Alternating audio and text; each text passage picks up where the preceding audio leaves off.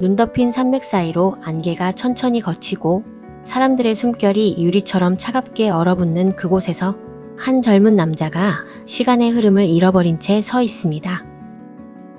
그는 병이 없었습니다. 그는 원래 이곳에 머물 계획도 없었습니다. 그러나 어느 순간부터 그는 떠나지 않습니다. 아니, 떠날 수 없게 됩니다. 그리고 이곳에서 그는 점점 자신이 누구였는지, 무엇을 믿었는지, 무엇을 향해 살아가야 하는지를 의심하게 됩니다. 토마스 만의 마에사는 병원이라는 공간에 갇힌 인간의 이야기이면서 동시에 역사와 사상, 생과 죽음, 진보와 퇴행, 감각과 이성 사이에서 끝없이 흔들리는 인간 정신의 기록입니다. 이 작품은 사건보다 사유가 앞서고 결말보다 질문이 오래 남습니다. 그리고 이 모든 것은 멈춘 시간이라는 기묘한 무대 위에서 전개됩니다. 오늘 우리는 이 소설을 영웅이나 극적인 반전이 아닌 사유하는 인간의 얼굴로 다시 바라보려 합니다. 토마스 만은 1875년 독일의 상업도시 리베크에서 태어났습니다. 시민계급의 질서와 규범 속에서 성장한 그는 젊은 시절부터 예술과 부르주아 윤리 사이의 긴장을 자신의 문학적 주제로 삼았습니다. 그의 작품에는 언제나 퇴폐와 교양, 의무와 감각, 이성과 죽음에 대한 매혹이 함께 존재합니다.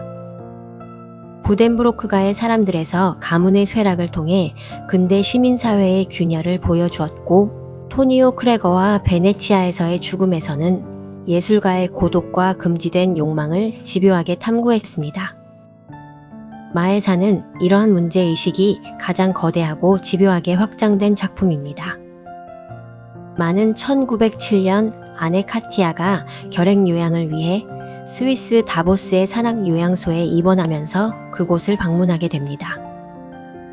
그는 그곳에서 일상과 단절된 특유의 분위기, 병자들이 만들어내는 느릿한 리듬, 그리고 치료라는 이름 아래 조직된 규칙적인 생활 속에서 묘한 정지감을 경험합니다.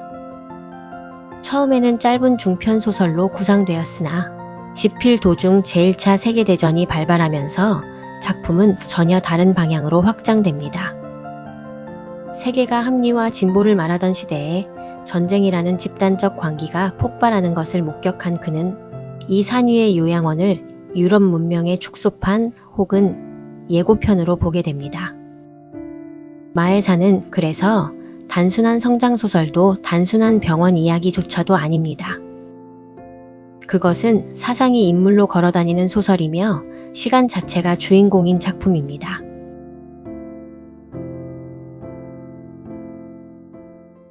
이야기는 매우 단순한 방문으로 시작됩니다.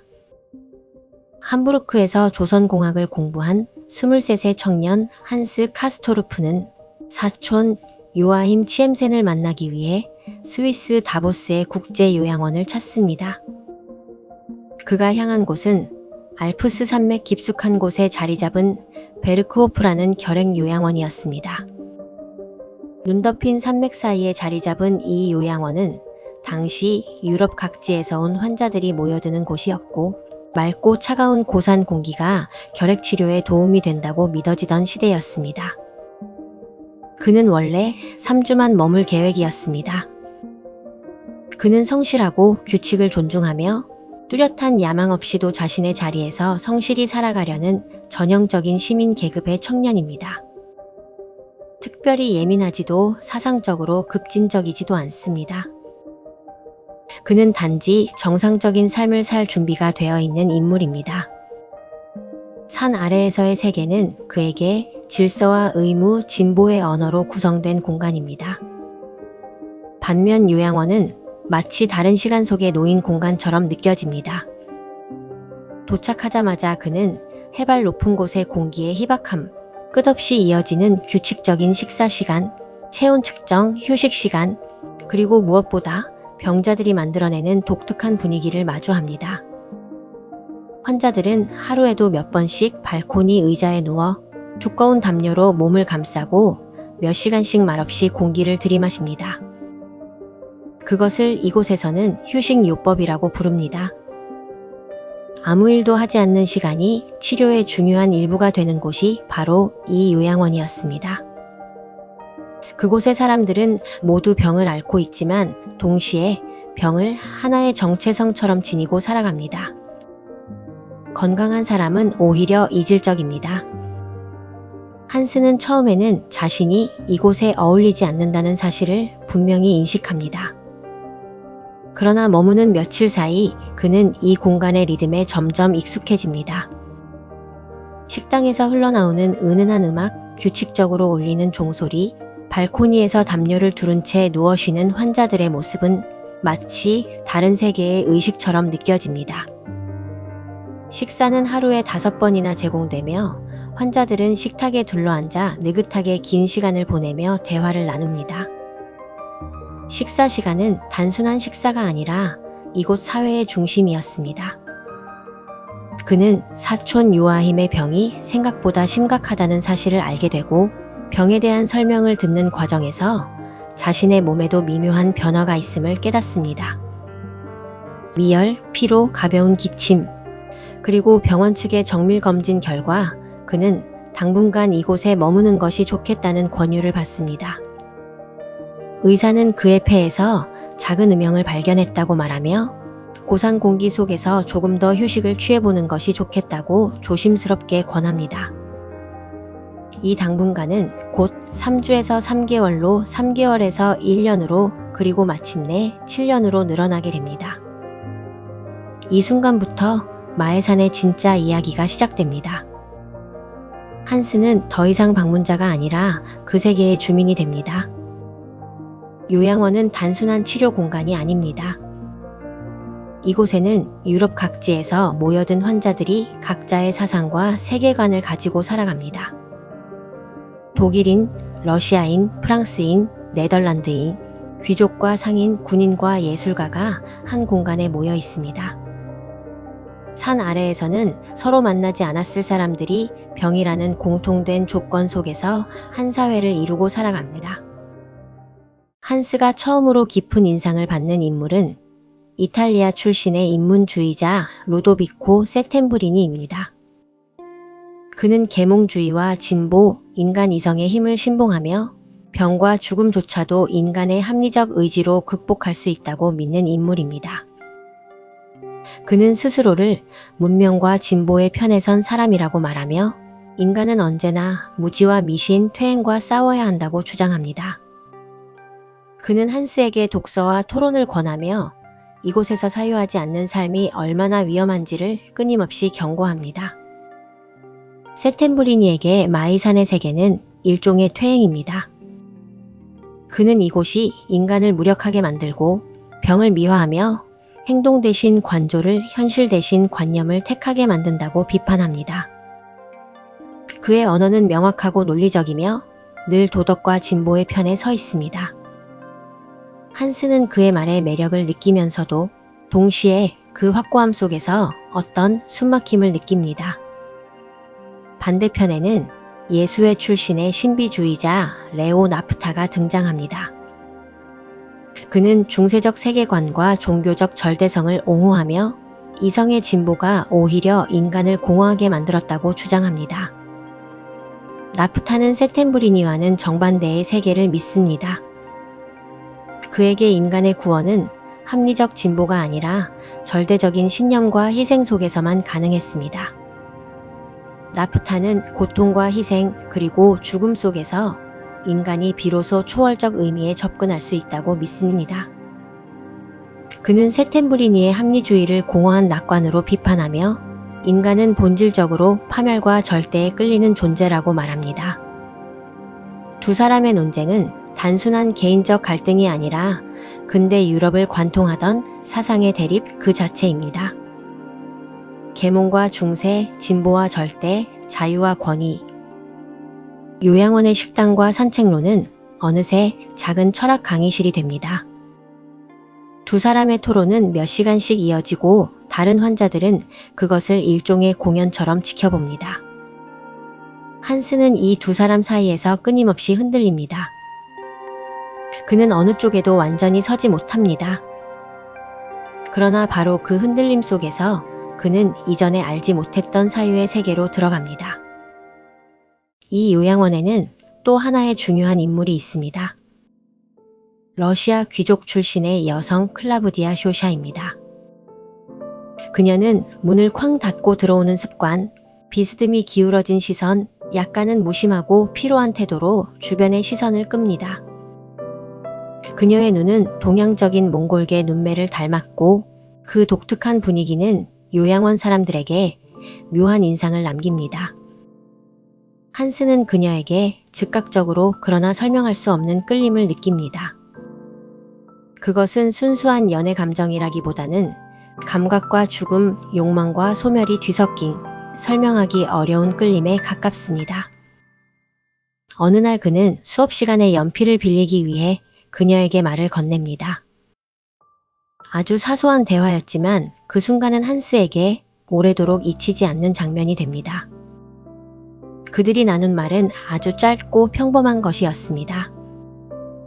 연필을 빌려달라는 한스의 부탁과 그것을 무심하게 받아들이는 쇼샤의 짧은 응답. 그러나 그 순간 한스는 처음으로 누군가를 향한 감정을 뚜렷하게 느끼게 됩니다.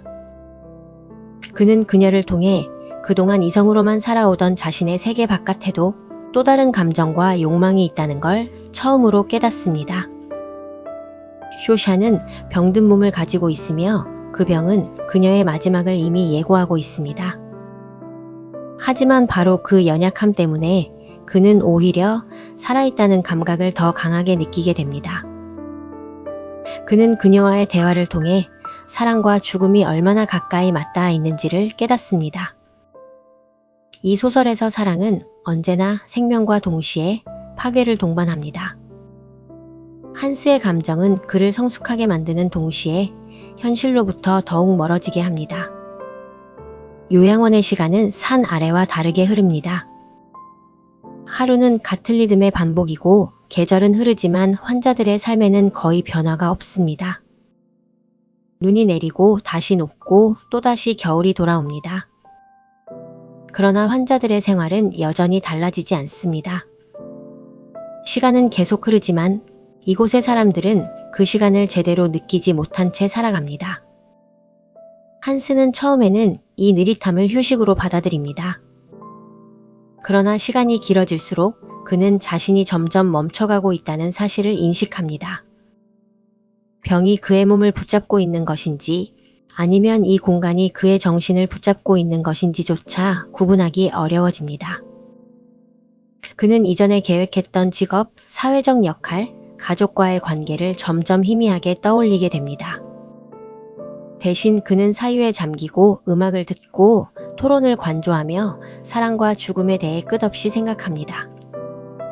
이곳에서 인간은 살아있는 존재라기보다 사유하는 존재에 더 가까워집니다.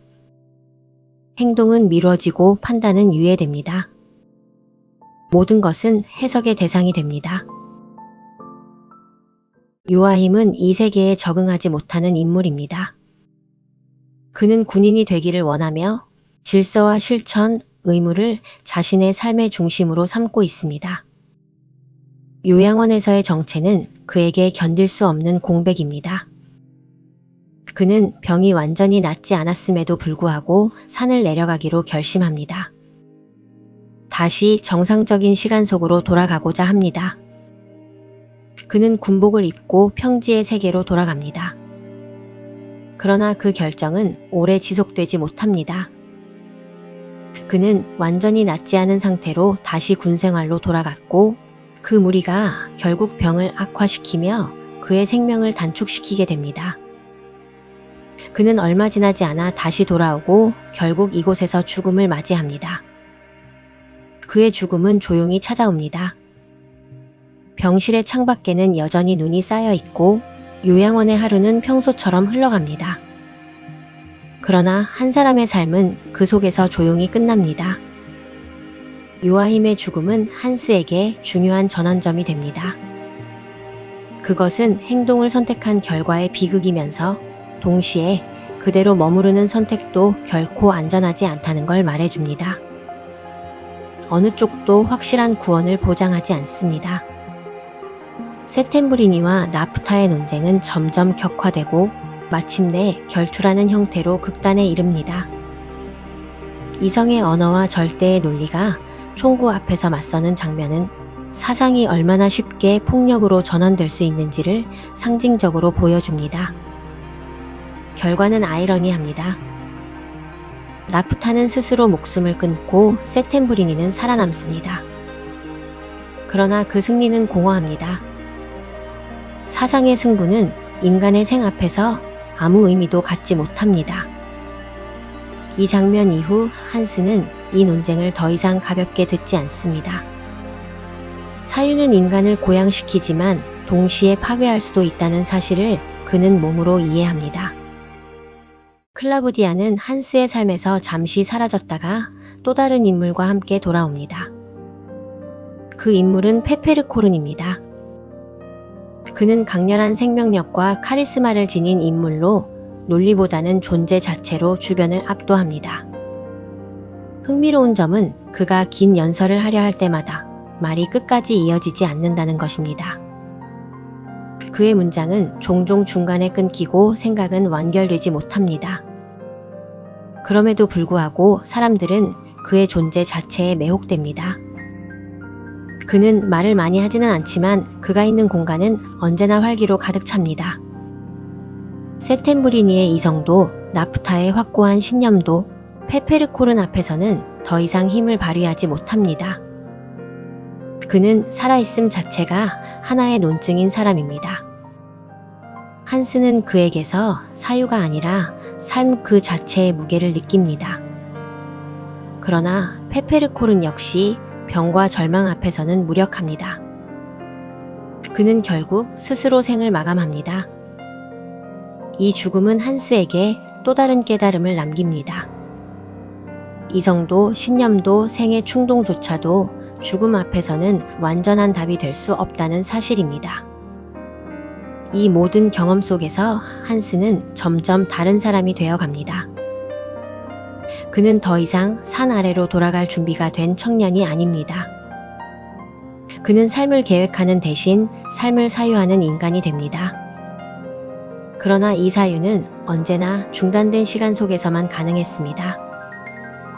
그는 요양원의 안전한 정체 속에서 죽음을 관찰하고 사랑을 해석하고 사상을 음미할 수 있었습니다. 하지만 그것은 어디까지나 보호된 환경에서의 사유였습니다. 소설의 후반부 유럽 대륙에 전쟁의 기운이 드리워지면서 이 멈춘 시간은 마침내 깨집니다. 1914년 제1차 세계대전이 시작됩니다. 산 아래의 세계가 거대한 소용돌이에 휩쓸리면서 요양원이라는 유해의 공간도 더 이상 고립된 채 존재할 수 없게 됩니다. 세계는 다시 움직이기 시작하고 요양원이라는 유해의 공간은 더 이상 유지될 수 없습니다. 한스는 전쟁에 참전하기 위해 산을 내려갑니다. 그는 이전과 같은 사람이 아닙니다.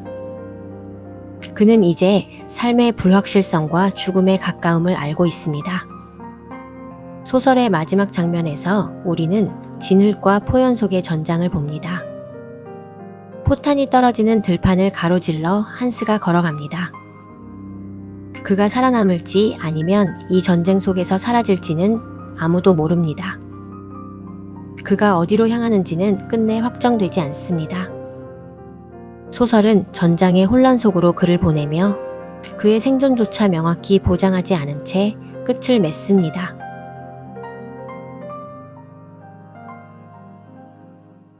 마에사는 성장소설이지만 통상적인 의미의 성취로 끝나지 않습니다. 한스는 무엇을 이루었다고 말하기 어렵습니다. 그는 오히려 많은 확신을 잃었습니다. 그러나 바로 그 상실 속에서 그는 인간이 무엇을 통해 인간이 되는지를 배웁니다. 이 소설에서 성장은 어떤 능력을 얻는 과정이 아니라 오히려 단순했던 확신들이 서서히 해체되는 과정에 가깝습니다. 이 작품이 우리에게 던지는 질문은 단순합니다. 사유는 인간을 성숙하게 만드는가? 아니면 현실로부터 멀어지게 만드는가? 시간이 멈춘 것 같은 순간 우리는 더 깊이 생각할 수 있지만 그만큼 실제 삶에서는 멀어지고 있는 건 아닌가? 마해산의 세계는 안전하고 지적이며 고요합니다. 그러나 그 고요함 속에는 항상 죽음의 그림자가 드리워져 있습니다. 요양원이라는 공간은 병을 치료하기 위한 장소이면서 동시에 삶과 죽음 사이에 잠시 걸쳐 있는 중간지대처럼 보이기도 합니다. 이 소설은 병을 미화하지도 사유를 절대화하지도 않습니다. 오히려 그것들이 얼마나 쉽게 삶의 리듬을 대체할 수 있는지를 차분히 보여줍니다. 토마스 만은 이 작품을 통해 인간이 얼마나 쉽게 생각하는 삶 속으로 미끄러져 들어가면서도 정작 살아가는 삶을 미루게 되는지를 조용히 관찰합니다. 이 작품을 통해 우리는 사유하는 인간의 또 다른 얼굴을 보게 됩니다. 생각한다는 것은 인간의 가장 고귀한 능력이지만 생각만 하며 사는 삶은 언제든 정체로 바뀔 수 있습니다. 마해산의 요양원은 물리적으로는 높은 산 위에 있지만 시간적으로는 정지된 공간입니다. 그곳에서는 계절이 지나가고 눈이 녹고 다시 겨울이 돌아오지만 사람들의 삶은 거의 같은 리듬 속에서 반복됩니다. 이곳에서 인간은 삶을 분석하고 해체하고 해석하지만 그 삶을 실제로 살아내는 일은 미뤄집니다. 시간은 계속 흐르고 있지만 그 시간 속에서 변화가 일어나지 않을 때 인간은 어느 순간 자신이 살아가고 있는지조차 의심하게 됩니다. 우리는 이 세계를 비난할 필요는 없습니다. 오히려 이 소설은 우리 안에도 존재하는 요양원적 삶을 조용히 비추고 있습니다. 바쁘게 살다가도 어느 순간 우리는 현실에서 한 발 물러나 생각만 하는 자리로 숨어들고 싶어집니다. 안전한 거리에서 사랑을 분석하고 죽음을 개념화하고 세계를 이해하려 듭니다. 그 거리는 우리에게 일종의 보호막을 제공합니다. 직접 살아내지 않아도 되는 거리 말입니다. 그러나 그 거리가 길어질수록 우리는 삶의 온도에서 멀어질 수 있습니다. 생각은 점점 정교해지지만 삶은 점점 희미해질 수 있습니다. 그렇다면 마해산이 우리에게 남기는 메시지는 무엇일까요? 이 작품은 사유를 버리라고 말하지 않습니다. 오히려 사유 없이는 인간도 없다고 말합니다. 토마스 만에게 교양과 사유는 인간을 인간답게 만드는 중요한 힘이었습니다. 그러나 동시에 사유가 삶을 대체할 수는 없다는 사실을 끝까지 놓치지 않습니다. 한스는 생각했고 사랑했고 죽음을 가까이에서 보았습니다. 하지만 그는 결국 다시 세계 속으로 들어갑니다. 그가 산을 내려가는 순간은 어떤 확신의 결과라기보다 오히려 삶이 다시 움직이기 시작했기 때문입니다. 그 선택이 구원인지 또 다른 비극인지는 독자의 몫으로 남겨집니다. 다만 분명한 것은 인간은 언젠가 멈춘 시간에서 벗어나야 한다는 사실입니다. 아무리 고요하고 아무리 지적으로 충만한 공간이라도 삶은 결국 움직이는 곳에서만 완성됩니다. 사유는 인간을 준비시키지만 삶은 결국 움직이는 세계 속에서만 경험될 수 있기 때문입니다. 우리의 삶에 이 작품을 어떻게 반영할 수 있을까요? 우리는 때때로 너무 많은 분석과 고민 속에서 결정을 미루고 행동을 유예하며 스스로를 관조의 위치에 놓습니다. 그 시간은 분명 필요합니다. 멈춰서서 생각하는 시간은 인간에게 반드시 필요한 시간입니다. 그러나 마해산은 묻습니다. 그 사유가 우리를 더 살아있게 만드는가? 아니면 삶으로부터 안전하게 분리시키는가? 우리는 자신의 요양원에 머물고 있지는 않은지, 생각이라는 이름으로 현실을 미루고 있지는 않은지 돌아볼 필요가 있습니다. 어쩌면 우리의 삶에도 각자 다른 형태의 마해산이 존재할지도 모릅니다. 잠시 머무르려 했지만 어느새 오래 머물게 되는 그런 장소 말입니다. 이 작품이 제안하는 태도는 극단이 아닙니다. 세템브리니처럼 이성만을 신봉하지도, 나프타처럼 절대에 매달리지도, 페페르코른처럼 생애 충동에만 자신을 맡기지도 않는 것. 오히려 그 사이에서 흔들리면서도 다시 삶으로 돌아오는 것. 사유를 삶의 대체물이 아니라 삶을 더 깊게 만드는 도구로 사용하는 것. 그것이 이 소설이 우리에게 조용히 남기는 윤리입니다. 생각하고 의심하고 흔들리면서도 결국 다시 살아가는 쪽으로 발걸음을 옮기는 것. 그것이 이 작품이 보여주는 인간의 모습입니다. 마해사는 빠르게 읽히는 소설이 아닙니다. 문장은 길고 사유는 집요하며 인물들은 종종 논쟁을 멈추지 않습니다. 그러나 그 느림 속에서 우리는 시간을 다르게 경험하게 됩니다. 이 작품을 읽다 보면 독자 역시 요양원의 시간 속으로 들어간 것처럼 느껴집니다. 그리고 그 시간 속에서 우리는 어떻게 살아야 하는가라는 질문을 사건이 아니라 사유의 형태로 마주하게 됩니다. 한스 카스토르프는 영웅이 아닙니다. 그는 위대한 업적을 남기지도 않습니다. 그는 다만 멈춘 시간 속에서 생각했고 그 생각을 아는 채 다시 세계로 돌아갔습니다. 그가 달라진 건 외형적인 성취가 아니라 세상을 바라보는 태도와 생각이 깊어졌다는 점입니다. 그 모습은 어쩌면 우리 자신의 모습과 닮아 있습니다. 우리는 모두 한때 삶에서 잠시 물러나 생각만 하던 시기를 통과합니다. 그리고 언젠가는 다시 움직여야 합니다. 그때 우리가 어떤 인간으로 돌아가느냐가 이 작품의 진짜 질문입니다. 생각을 통해 더 깊어진 인간으로 돌아갈 것인지 아니면 생각 속에 머물러버린 인간으로 남을 것인지 말입니다. 지금까지 토마스 만의 마해산이었습니다. 이 영상이 여러분 각자의 삶 속에 존재하는 마해산을 조용히 돌아보는 계기가 되었기를 바랍니다. 끝까지 함께 해주셔서 감사합니다. 다음 이야기에서 다시 뵙겠습니다. 감사합니다.